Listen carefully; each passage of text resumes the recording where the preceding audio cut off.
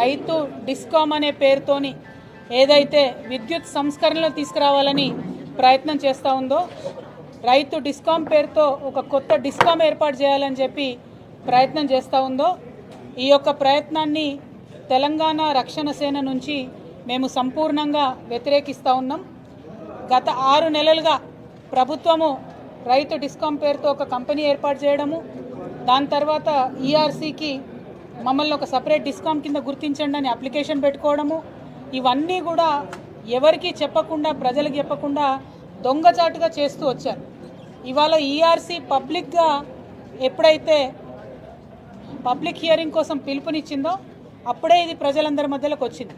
అందుకే నేను గౌరవ ఎలక్ట్రిసిటీ రెగ్యులేషన్ కమిషన్ వారిని, చైర్మన్ గారిని కోరుతా ఉన్నాను, మనం ఒక్క హైదరాబాద్లో ఏసీ గదిలో పబ్లిక్ హియరింగ్ పెట్టి యావత్తు తెలంగాణ రైతుల భవితవ్యాన్ని నిర్ణయించడం కరెక్ట్ కాదు.